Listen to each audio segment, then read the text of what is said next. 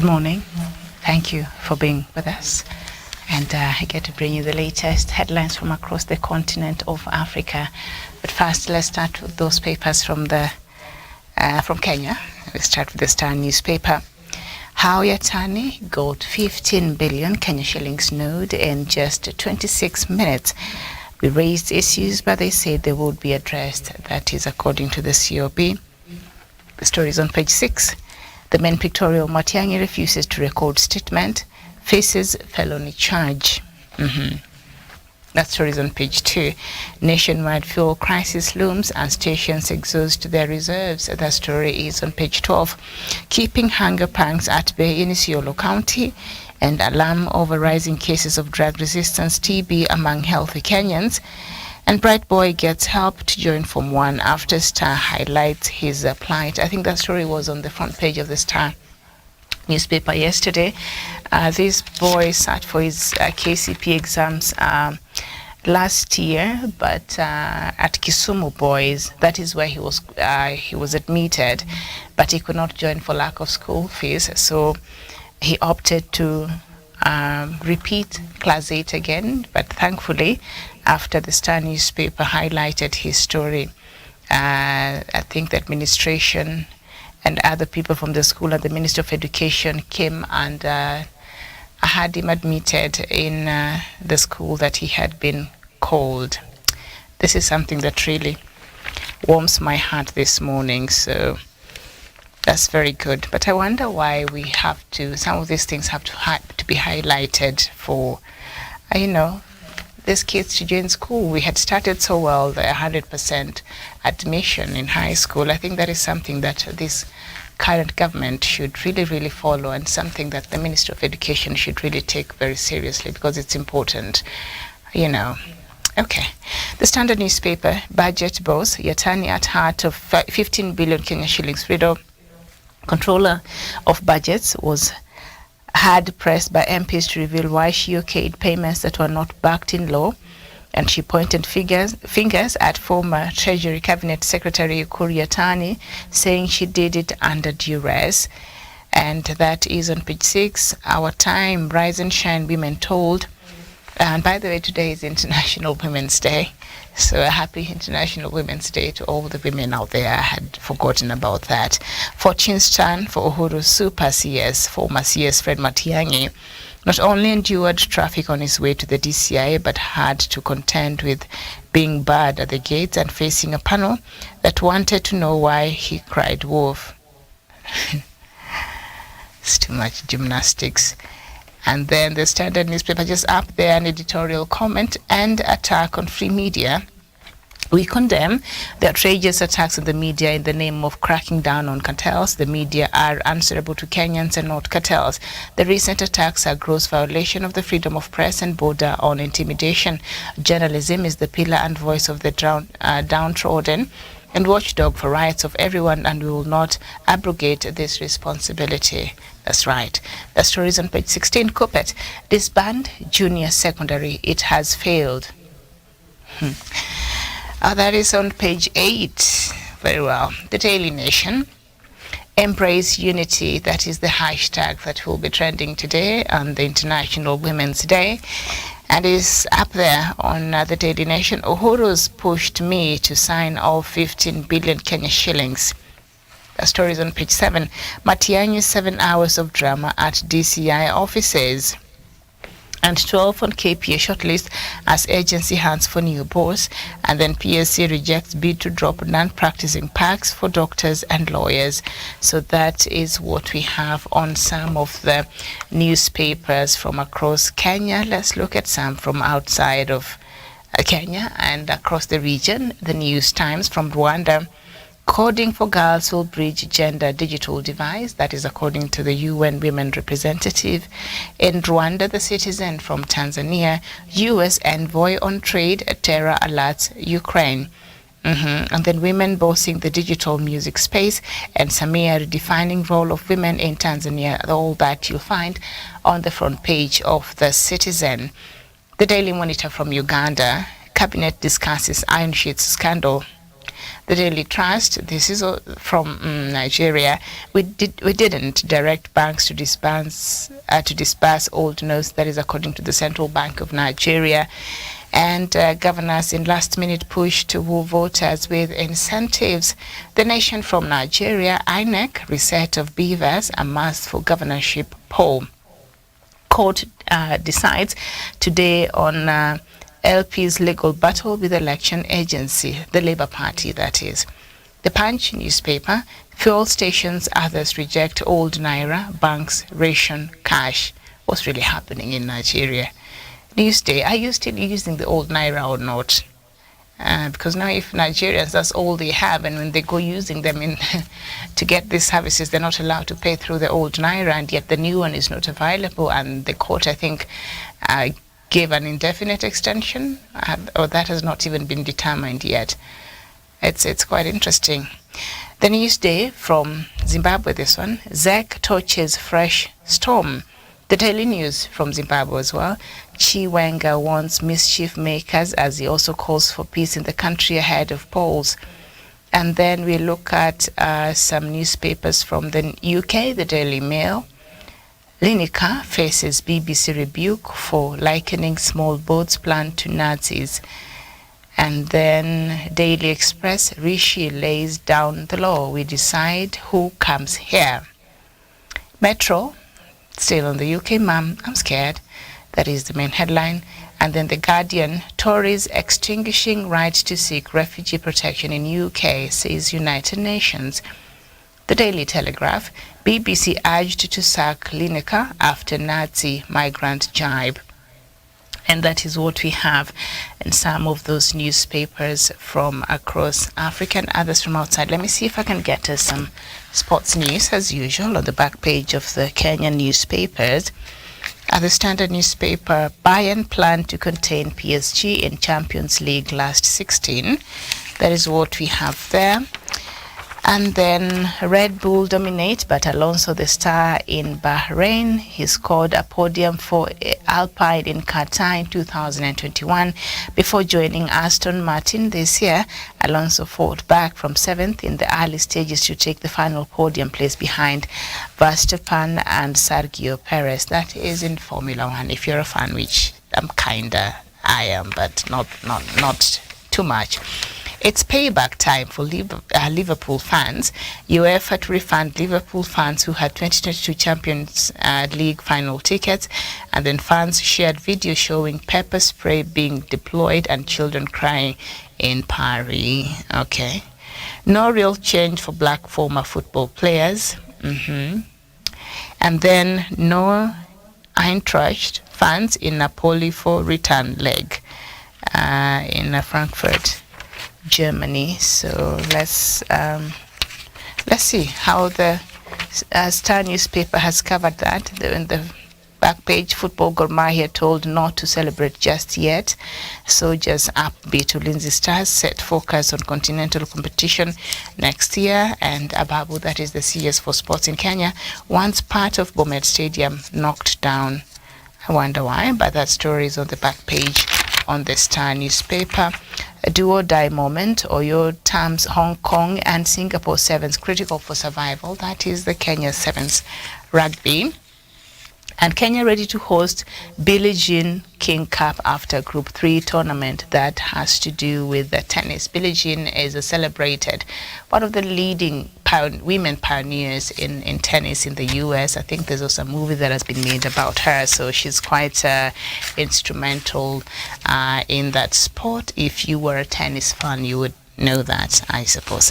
Australia hopeful FIFA will abandon Saudi sponsor plan. And then painful decision, Reds fans who had tickets for 2022 Champions League final to get a refund. So we all have that there. The Daily Nation, let me see how the Daily Nation, what kind of sports it has covered today. Family pride as Kibugu siblings tackle Muthaiga Golf Club course. Okay, I think they're teenagers there, I believe. And then 54 players in Kenya open pro action that is ongoing. All right, and my dream to hike Mike Everest.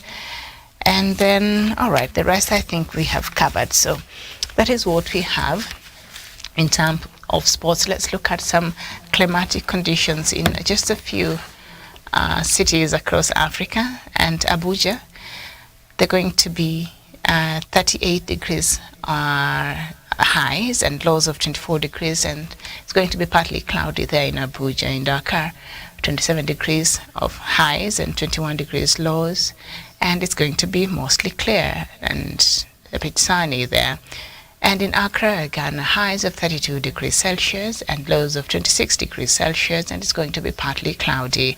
In Nairobi, highs of 30 degrees Celsius, so it's going to be really hot today, and lows of 17 degrees Celsius, and it's going to be mostly sunny, which is a beautiful thing.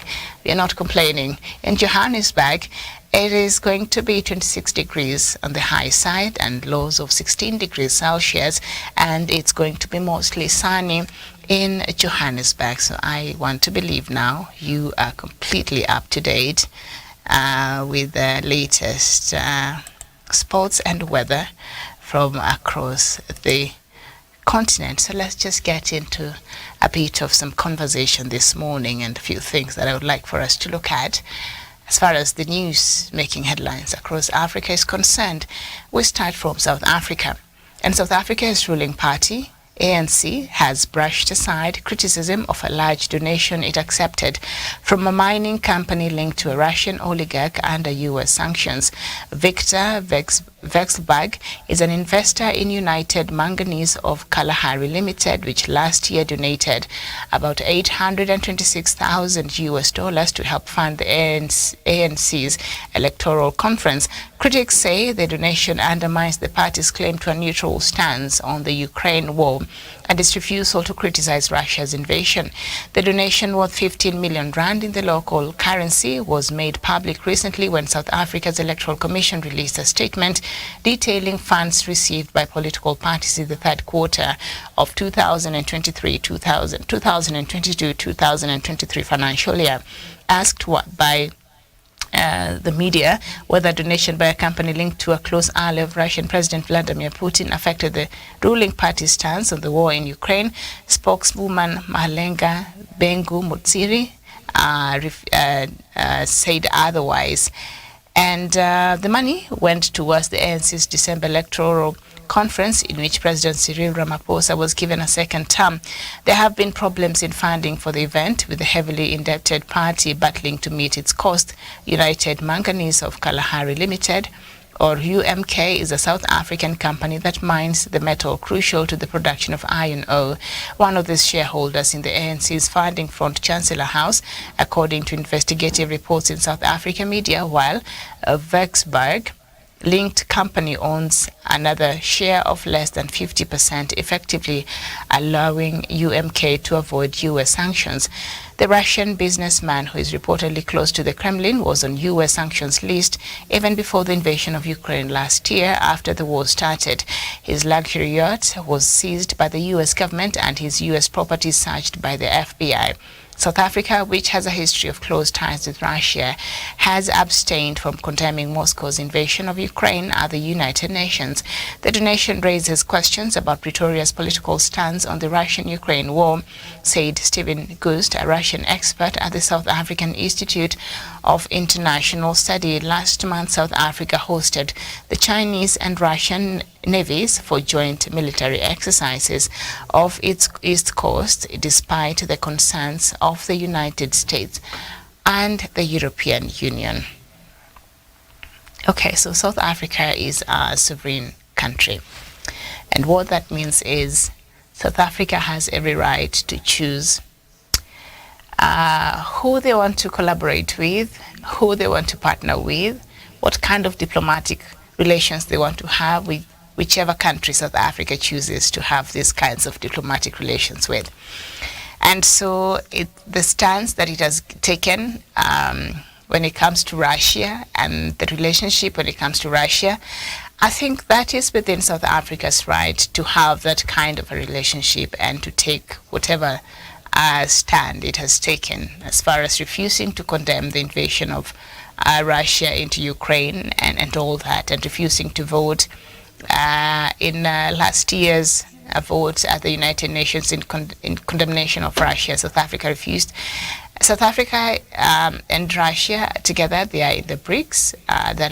It's a economic bloc made up of 5 countries, and that will be Brazil, Russia, and then we have India, we have China, and then South Africa. There are 5 countries making up the BRICS, and so they have different kinds of agreements and different kinds of working relations that perhaps when South Africa sees in ways, they see they're better off maybe making the kinds of decision they are making in the international scene. I've said here, and I'll keep repeating, when it comes to some of the decisions and some of the foreign policies that a country has to make, the leadership of that country must put the interest of their country first. So, and a lot of times it might not be in the best interests of maybe other people. There is a very renowned scholar by the name Hans Morgenthau, and for those who perhaps have an understanding of international studies, he argues some very key principles when it comes to international relations and how and why states make certain decisions they make and how you should make it. And he's a realist. And one of the key principles, he says, when a state wants to make a decision on behalf of itself and going after its interest, the issue of morality should not occur. You should not be thinking, this decision I'm about to make to protect my sovereignty or to serve the interest of my state, is it morally sound? So he's saying morality and state's interest should not be in the same sentence, because if you are looking at it from a moral point of view, then most likely these two ideologies will clash, the state's interest and whether it's morally correct or not. So they're saying, he argues, and that is the decision that we see a lot of countries take when it comes to issues that they feel a threat to their interest.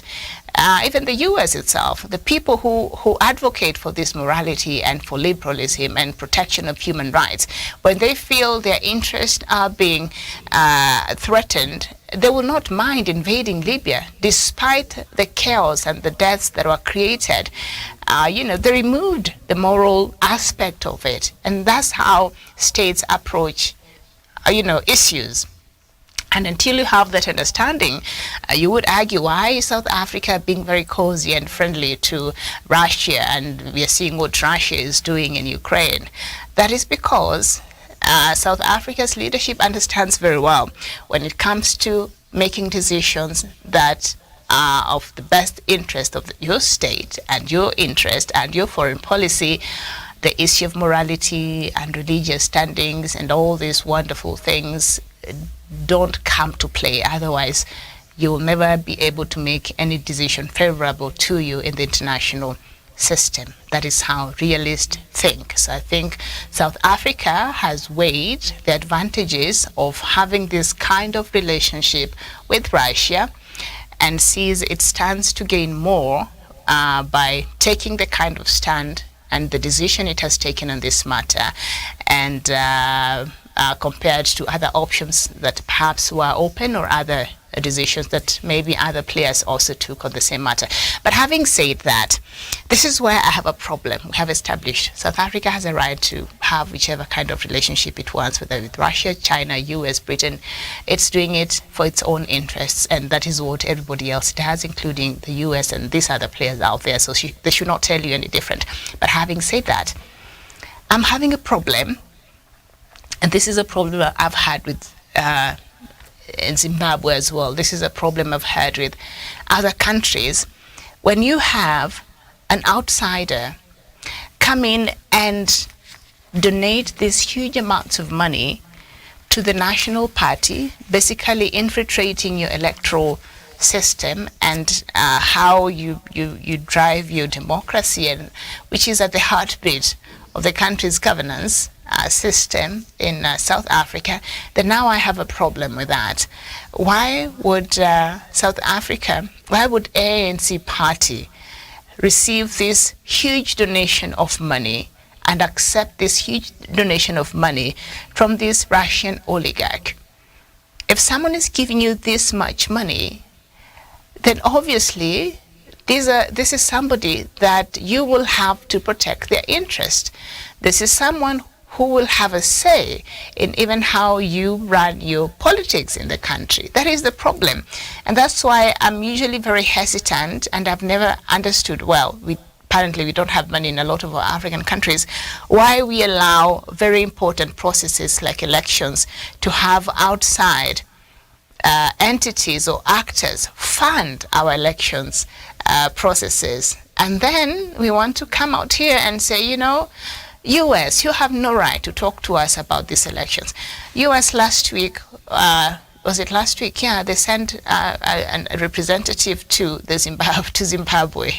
As much as they have not a very good relationship, but the US did send a representative to Zimbabwe to meet up, I guess, and ask about the elections and how they're planning. Why would the US do that? And why, in God's good name, would Zimbabwe think that is a good idea? But maybe because Zimbabwe is not able to take care of its elections as far as the costing is concerned, because Africa, apparently, we carry out the most expensive elections in the world. Look at how much Nigeria spent in the just concluded presidential election, and I think the members of parliament's elections. And now they are getting into the governorship elections, I think on the, is it on the 11th or when? Yes, they're going into an election, and they're planning, so they will also spend a lot of money in that, and then look at the results that you're getting, the outcomes. You know, you would imagine if you're using this much money in planning and funding our elections and our election processes, then at least it should the outcome should match. We should have a better election, but that is not the case. And so I have problems. You know, this oligarch could choose to get this money and invest in other things. And that's why I think China is different in how it cooperates and the relationship it has with Africa. China will build things for you. China might not fund your election process, but China will build a parliament for you, which I still have a problem with. It did build a parliament for Zimbabwe. China will build for us the African Union headquarters. China will build a hospital. China will build roads. So you're able to see this road was built by a Chinese loan or a Chinese fund or whatever it is. But these other countries, when you see where they choose to put their money or in areas they choose to give their support, is not really in the long-term benefit of the country. You know, like this much money being put in organizing a conference for ANC and to help it in campaigns and all that. I think this is unacceptable, and we should look out for laws. We should put laws in place that don't allow such things, because if you allow things like this to happen, then there's no way you will have a free and fair and you'll have the latitude of doing whatever it is or carrying out your activities even as a party, even as a country, as you would wish, because these kinds of monies, they come with your hands are tied. There has to be something they're getting out of it and some favors that the government has to do. And sort of you have to, maybe they might even influence the kind of politicians and people they would want in these places and in the leadership of ANC so that they get to benefit. It's a mining company in South Africa, and I'm sure it does. It's mining there legally. I want to believe that. But still, there should be some parameters by which we allow, how much we allow for the foreign countries or foreign entities to get into. There are certain issues that they should just be kept off and just let the country and the people there figure these things out for themselves, because if they are allowed to infiltrate this, then you know it is a problem. It is a problem, and that will affect the outcome of so many other things in return. So I wish this Russian oligarch would have put this money in other things that perhaps would invested in alternative electricity, perhaps, that would be a nice thing. South Africans need that. Put up something that will offer an alternative for that, or help in that, or help address the water shortage, something that directly affects the people of South Africa. The way we see the Chinese, I know a lot of noise has been made, oh, China, the debt trap on Africa, but it will be interesting for you to know that Africans actually owe 3 times more the Western banks and the Western countries than they owe China. So I think this is a perception that has been created, especially by the Western world. Of course, we do owe China a lot of money, but it's not as much as we owe the Western countries. We owe them 3 times what we owe China. But it's because what China does in these countries is very tangible. You can see, I've mentioned the roads, you can see parliaments in other countries. You can see it's now building the headquarters for ECOWAS, I believe, and other things that it is doing. So it's tangible, you can see it, and you can see their engineers and their people working. So you can see what it is that they're doing. But these other countries, I can't tell you. Is there a road that the US has built in Kenya? I'm not sure, but we owe them so much money. Is there, anything that maybe Britain is doing? No, what they're doing here is not tangible. You can't see it. The local people cannot feel the trickling down of this funding or these monies that they give us, that we end up paying more times, interest compared to what we pay to China. So those are just the facts out there that sometimes when you're having these conversations, we miss out. But nevertheless, be it China, be it Russia, be it US, be it UK, Germany, or whichever outside entity, we should not be allowing these players and these actors and these foreign entities to enter into certain institutions in our countries, because they will infiltrate, and at the end of the day we will be running the agenda that fits them and enables them to continue whatever it is that they're doing in our country. So a Russian oligarch giving money, not a problem. My problem is, where this money is being given to and what purpose this money is for in South Africa. ANC party is a huge party in South Africa. Surely it's the biggest party since independence. It has been in power since the black person was the president in South Africa. Surely, hence it should be able to take care of its conferences. Why should you have a Russian oligarch come in and donate so that you're able to hold a conference? You should be ashamed of yourselves, President Cyril Ramaphosa. This is unacceptable. At least I know you're friends with these people, and your country has a good working relationship with China and Russia and these other countries. But there's something called sovereignty, and there are things that should just be sacred and left to us to take care of and to just manage as countries, and we should have some boundaries and some laws in place that says, certain things should not be funded. My belief is no electoral process in a country should be funded by an outsider.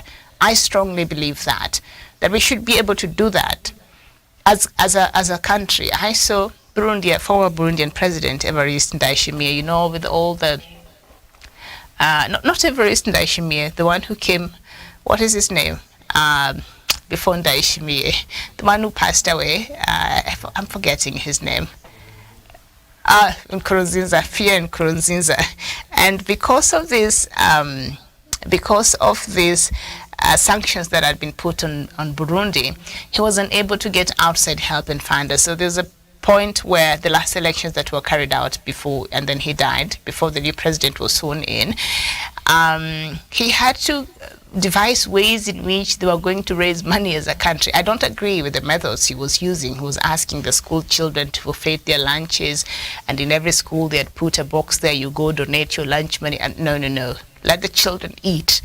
Don't take the money from the kids. But there are things you can do. You can streamline government spending. You can streamline on other things and get the money so that you're able to properly run your own election without outside interference. Anybody who is supporting your electoral process, just know they would to some extent want to interfere in whichever way and maybe have some influence over the outcome of these processes. So that is the problem I have with funding of certain institutions and certain things in our countries. But otherwise, they could help solve some of these other problems that South Africa is going through. So as the ANC stance on Russia-Ukraine conflict will remain the same. That is what one of the ANC, what's her name? The ANC leadership was saying that the ANC receives both solicited and unsolicited financial support from various parties from all over the world, she said, by text, and some get accepted and others returned if found not to be aligned to ANC's values and policies. ANC has values and policies. Okay, I must have missed that. This current support will be looked at in the same light. The ANC stance on Russia-Ukraine conflict will remain the same. We do not believe that anything progressive can come out of a conflict and war. We still urge all parties to meet and find amicable solutions. Her name is Soli Malatsi, the national spokesperson for the... That was unofficial for ANC, but Soli Malatsi, the national spokesperson for the main opposition party, the Democratic Alliance, criticized the donation, and this is what she said. This explains what the ANC government's approach to the conflict between Russia and Ukraine is, because it is on the receiving end of the millions of rands in donations from Russian oligarchs. Malatsi said it flies in the face of South Africa's quest for and respect for human rights as the light that guides our foreign policy. And so she's literally saying that, essentially saying that by ANC receiving this money, it's like shush money. Say nothing. See no evil, say no evil, be quiet. That's what she is essentially saying. But all right, I guess South Africa will figure that out for itself. Now let's go back to Congo, the DRC. There's always something there to keep us talking. So let's go ahead and talk about it. The opposition in the Democratic Republic of Congo has expressed outrage over President Felix Tshisekedi's attempt to postpone the 20th December general elections over persistent insecurity in the east. And I'll quote the spokesperson for the opposition politician, Moise Katumbi.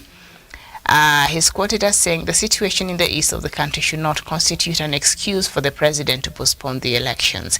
Mr. Okede reminded Mr. Tshisekedi of the promise he made in the early days of his presidency to set up the army headquarters in the east in an effort to effectively deal with armed groups. 4 years later, the regime is still unable to restore peace in this part of the country, he said. Opposition leader Martin Fayulu said that according to Article 70 of the Constitution, the President is elected for a 5-year term.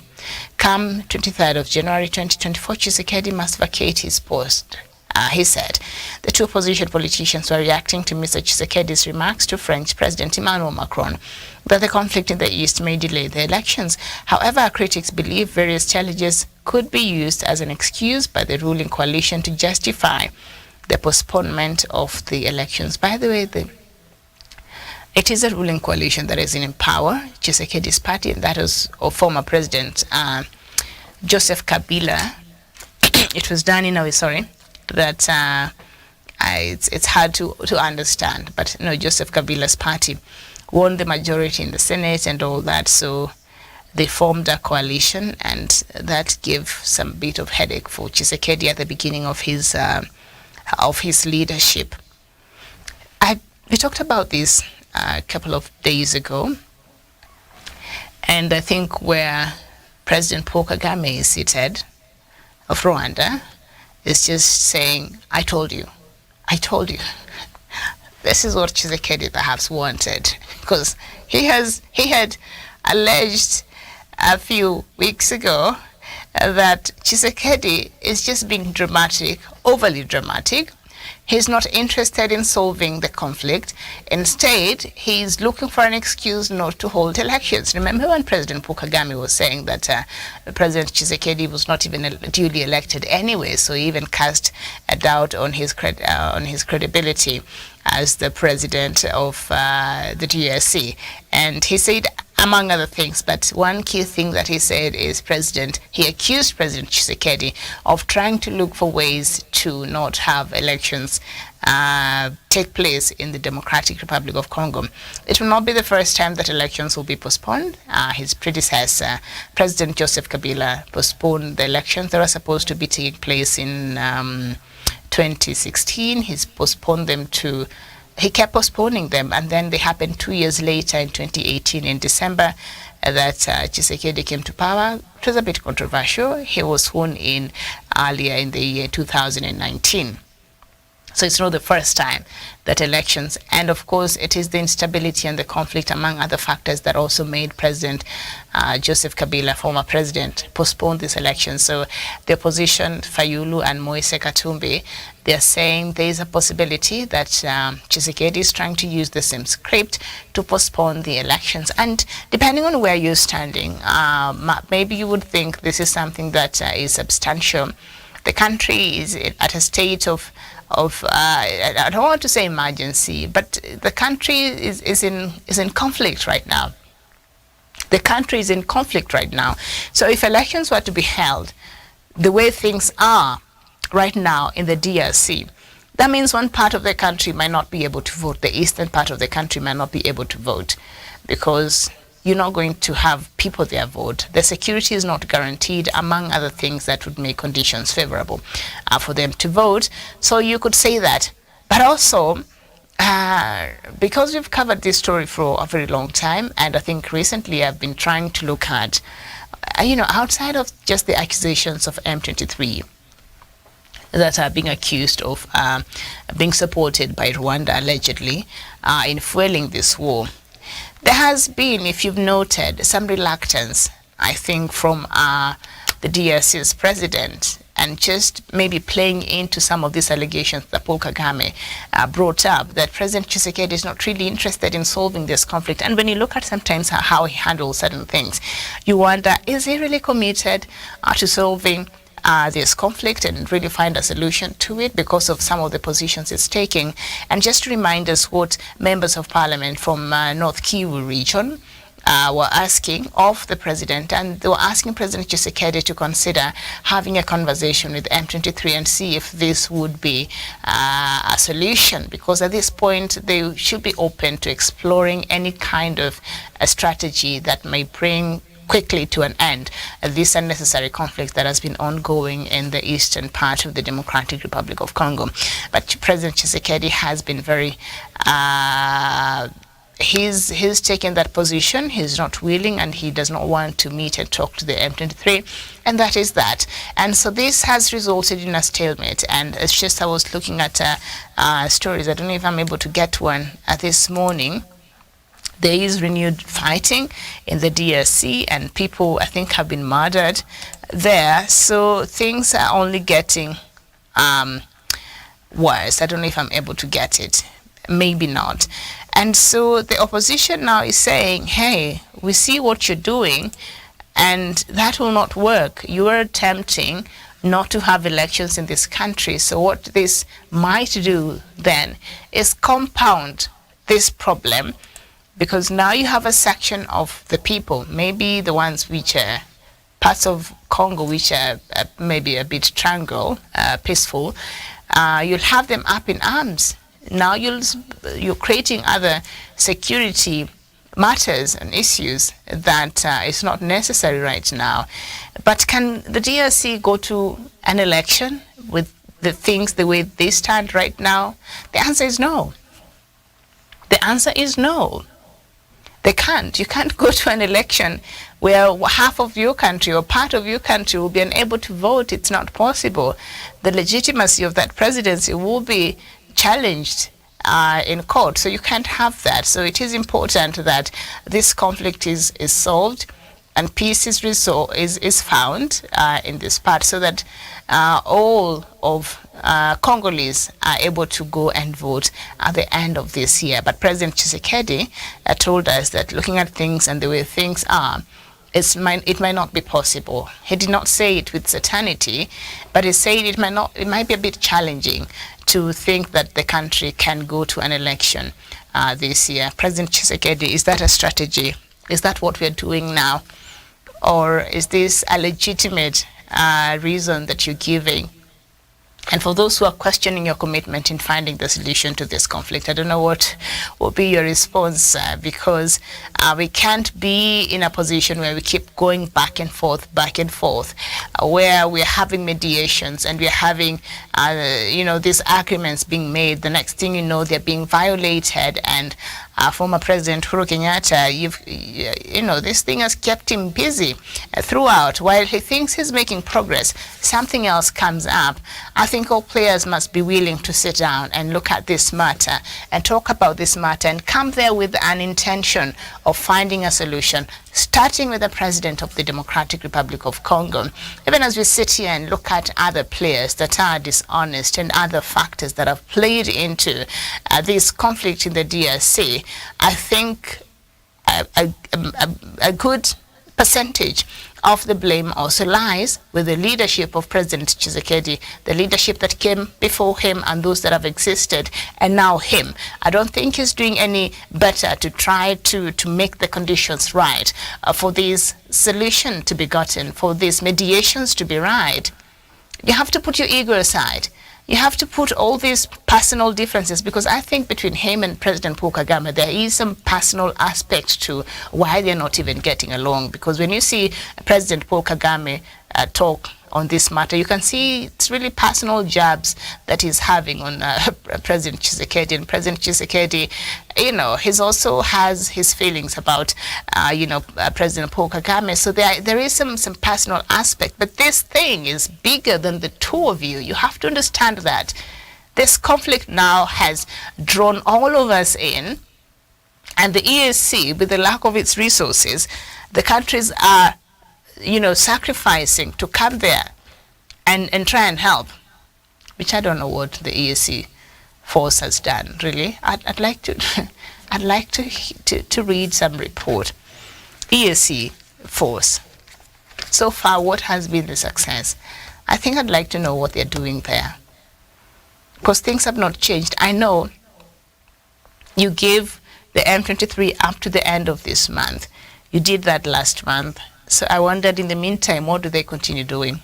Killing people, forcefully removing people from their homes, because people are leaving because of this renewed attacks that are happening there. So in the meantime, there's nothing you put in place, but you gave the M23 up to the 30th of March to leave these places in the DRC that they had forcefully occupied. Now, if the M23 don't get to respect that agreement, which they did not sign to, by the way, because they're not party to these conversations, then what will happen? Are we going to have another extension? Are we going to give them another deadline? Because we have seen from the past, sometimes you have to project the future based on the past patterns, and the pattern has been every other decision that has been agreed upon, every other agreement that has been signed, without the M23 being on the table, the M23 has shown that they are not capable of respecting such an agreement.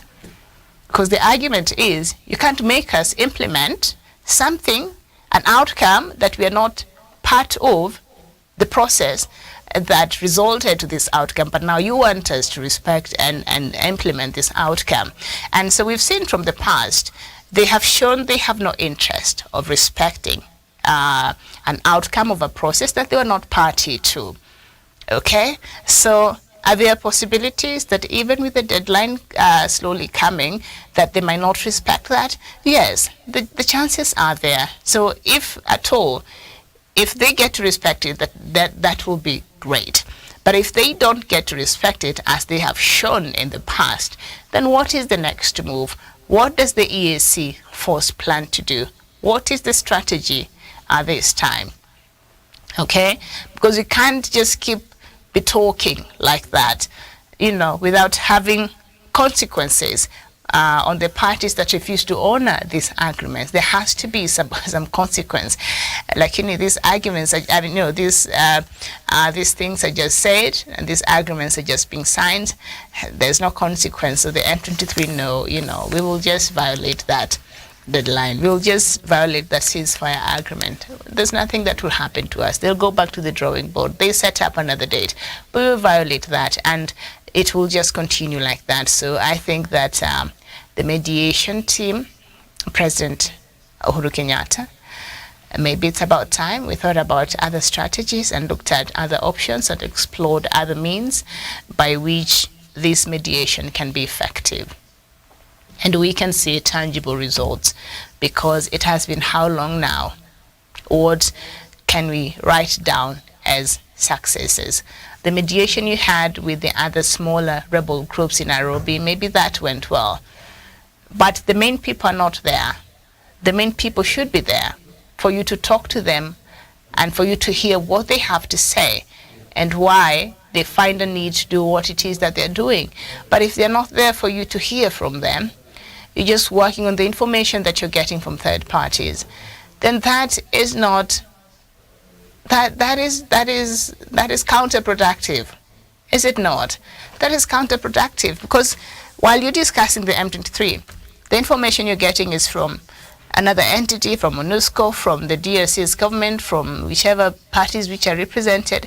But these people you're talking about are not part and not party to this discussion. So I think you need to consider, and I've said here and I'll keep repeating it every day, every time we have a talk on this story, on the developments in the DRC. President Felix Tshisekedi should listen to those members of parliament from North Kivu and consider having a conversation with this M23, and just don't agree, maybe not with an aim of agreeing with some of these demands that they're making, but just give them an opportunity to hear them out. If the TPLF and the government of Ethiopia, which I think it's another conflict, and the issues there are different, they're not really the same. Everything else is not the same. The actors, the reasons, and the motivation behind these conflicts, I think they differ widely. And so maybe it was easier to find a solution in the Ethiopian conflict. But still, look at what mediation did. Look at what a conversation did. It changed that war. It brought that war to an end immediately after signing that peace deal, because the Ethiopian government, as much as it has refused to talk with other players in that conflict, which I also think it should, but it agreed to sit down with the main actors, which are the TPLF, and they were able to talk, and the conversation was reached, and they signed the ceasefire and all these things. And from then on, we've only seen progress of this mediation. But because the government of Ethiopia, even after taking so many stances on saying the TPLF has already been designated as a terrorist group, we want nothing to do with them, we will not have a conversation with them. But Abiy, discovered or realized that, hey, this very taking such stance, as much as he felt the government was right in taking that approach, but in the long run, it was not productive. It might have been right, but it was not wise for the interest of Ethiopia. So he had to sort of come to a level where the government agreed to have a conversation with the TPLF, and they did. The AU, when it started, that process was not very effective in how it went about it. But later on, when they meant business and they brought in somebody who could really change that conversation, which is the former president of Kenya, President Uhuru Kenyatta, that changed. The conversation changed, and the signing of that ceasefire changed because the main player was on the table. So you cannot be having conversations with these other people who, as much as whatever they're doing also adds up to the main conflict, but they're inconsequential in a way that even if they pulled back, and maybe they can't stop the war. The conflict still continues because the main players and instigators and the people who are the core of this conflict are not party to this conversation. So you're never going to arrive at a solution. You are never going to arrive at a solution and a way forward until the M23 are allowed to come to the table and they speak and they say what it is that they want. You might not agree with whatever it is, the demands that they're making. I think one of the demands, I was talking here the other day, and I said even if I was President Felix Tshisekedi, I might not agree to some of those demands. And that is one of the key demands is they want to be integrated into the Democratic Republic of Congo's army. That's a bad idea. I don't know which government would agree, because these are people who are coming in with a militancy ideology. These are people who have been fighting the same government, fighting the same army. They can't work together. It's not possible. And you don't know what kind of agenda they'll be joining the army with. You don't know what it is that they'll be pushing when they occupy this official position. So I will be wary. I will be wary of agreeing to such a demand as a president, because national army, that's a very important institution in a country, and you want to make sure that you have the right people holding these positions. The national army is something that should not be taken lightly. In Kenya, we sit around, we're happy, we move around, we're at peace, we are comfortable, we feel very secure. That is because we know as Kenyans, we have a very able army that is, I want to believe, non-partisan, that is very professional, that does its job. And that's why whatever happens, the squabbles we have, we can have them and all that, but we know when it comes to it, we have an army that is well able and capable of protecting us and will speak on our behalf and will protect the country as it should. So we rest easy at night knowing that. Now go to South Sudan and look at the army and how it has been formed from the different affiliations with different politicians.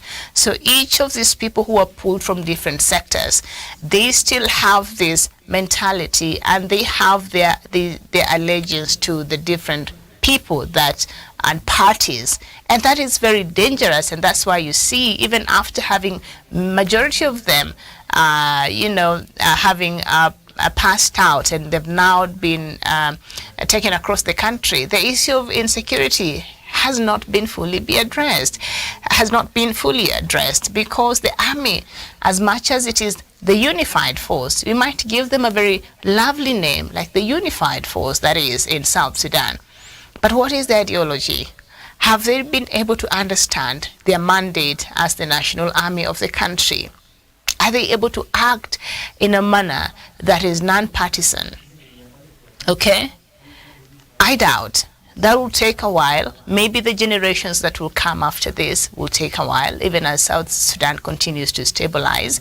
But that is a problem that they have to grapple with. Ethnicity is also one of the major things that has divided, South Sudan. One of the, some among other issues that, is plaguing South Sudan. And so there is the same thing. In the DRC, if you were to bring these former M23 rebels and have them join the army, that will not be good for the country. And I am not even a security expert, so I could be wrong in this. I'm looking at it from a very layman's perspective. But I'm just saying, how can two agree how can two work together unless they agree? The ideologies of these two institutions will not agree, will be clashing with each other. The agenda especially. And now they will have the access to intelligence of the National Army of the Democratic Republic of Congo. You see how that might not work? It will be a problem. So, but nevertheless, that should not be a reason why President Felix Tshisekedi is not willing to meet with these leaders of M23.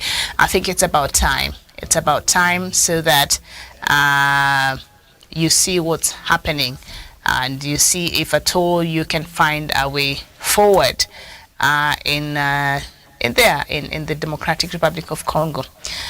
Okay, so there's something I can see a certain topic there, but I feel like my time is almost up on the South Sudan rejecting to have. I think I'll talk about this later. The government of South Sudan said on Tuesday that it objects the renewal of the mandate of the United Nations Commission on Human Rights in South Sudan. This comes after the rights body presented its latest annual mandate report to the Human Rights Council. According to the report, civilians sheltering in makeshifts were also attacked and their food aid was looted in September 2022. The report found in its latest report that impunity is a major driver of the human rights and humanitarian crisis in South Sudan. It says impunity as well continues to cause immense trauma and suffering for civilians in the country. Responding to the report, the Minister of Justice said his government is objecting to the renewal because the commission is undermining the sovereignty of South Sudan. Oh my God. Sovereignty of South Sudan. Yes, Sudan is sovereign, and I totally agree. And when they sit on the table with the United States on one side and Sudan on the other side, the principle of sovereignty says that they are all equal. But now let's just get into the nitty-gritty of it. South Sudan, South Sudan, South Sudan. If this reports that the United Nations Human Rights Commission is saying about what is happening over you people and how the human rights abuses are continuing and the impunity that we know is in existence in South Sudan, and because of that your response is we're going to close down this United Nations Human Rights Commission in South Sudan. You're closing down that commission and then do what? I know Uganda also said it's not intending to renew the commission in Uganda, to renew the mandate of that commission in Uganda. It says it has set up institutions and local mechanisms also to investigate, and it has strengthened the local institutions and human rights and all those things. Fine. That is Uganda. We've had that conversation. I'll not talk about it this morning. But for South Sudan, you have no institutions at all that are actually functioning in a way that it should function. You forget strong institutions. You have no institutions at all. And these things that are being said, or that the Commission on Human Rights, the United Nations Commission on Human Rights is bringing out, should not be a point where now you feel South Sudan, you are a sovereign country, now you want to flex your muscle and help them leave. These are things, as a responsible government, President Salva Kiir, what you do is you say, okay, so what is the ministry that is responsible that can handle that, and maybe further the investigations and see what this commission is saying. Is there some truth to it? That is how you handle these things, not decide to throw tantrums as if you flex your sovereignty muscle, which I respect that, as if you can take care of yourself. South Sudan runs on funds and international goodwill, with the US and these troika countries being the major funders of what it is that is happening there, even the peace process. You're unable to implement some very important aspects of it because you cannot fund it. So if you start fighting such commissions that are, I think, very instrumental, as long as they don't interfere so much with not even so much, as long as they don't interfere with the sovereignty of any country, then they should be allowed to do their work. They should be allowed to do their work. So your response to this South Sudan should have been, or if this is what this Human Rights Commission is saying, then let's do our own investigations and see, does their report match what we have found to be happening, and then now put up a statement. Not come out and say, because this commission is undermining the sovereignty of South Sudan, now we have to have them leave and we cannot renew their mandate. And because this commission pointed out on the impunity that continues, the people suffer because of impunity. We know that. We know that is the truth. People, government officials and institutions in South Sudan operate with impunity, and the people get to suffer. So if the United Nations Human Rights Commission is pointing this obvious thing out, and now you're mad, you're throwing a tantrum, and you're having the commission leave the country, can you even take care of yourself? You're telling us you're sovereign. Can you take care of your affairs? So what this Ruben Amadou Arol said, UN experts also undermine the efforts of the government to implement the peace agreement. I'd like to know more about that. And it also undermined the efforts of the government to implement the RARCSS. Therefore, the Government of National Unity rejects the extension of the mandate of the Commission on Human Rights in South Sudan and item 2, but welcomes the renewal of other resolutions. And the government of South Sudan is objecting to the renewal of the mandate of the Commission of Human Rights in South Sudan because the Commission is undermining the sovereignty of South Sudan. That is what he said at the 52nd session of the United Nations Human Rights Commission. This is unnecessary. This is unnecessary. I'd like for you to have challenged some of these things that were said and some of this impunity that this commission pointed out. You would have challenged it with facts. You would have not entirely deciding this commission is not necessary in South Sudan. We don't have strong institutions in South Sudan, so it is institutions like this that actually let us all know what is really happening in South Sudan, that gets to document the levels of human rights abuses, that gets to document the suffering of the people. So we need this commission to be in South Sudan for the rest of us to know what is happening. However, when this commission in South Sudan is operating within the boundaries of South Sudan, I want to believe and I would expect that it respects the sovereignty of the country and the people of South Sudan, but also it should be allowed to do its work. And when it has done its work and it's pointing out its findings, it is upon the government, the burden of proof now is on the government to come up and do its own investigations and say, this is what the commission said, but this is what we find out. So the facts are not telling, and then you disapprove them based on facts, not deciding that because this commission is highlighting a lot of bad things that are happening in this country, so now therefore they're violating our sovereignty. You can't even do right by your own people. You can't even, you don't even have the will to do right by your own people, the leadership of South Sudan. So the elections are nearing, well, about next year. So I think is it a strategic move to ensure that these institutions that sort of work as checks and balances, because we don't have a strong civil society in South Sudan, we don't have a strong media in South Sudan, for heaven's sakes. And is it an anchor or a manager at the national media house who was fired because the anchor did not pronounce right the name of the minister? Can you imagine that?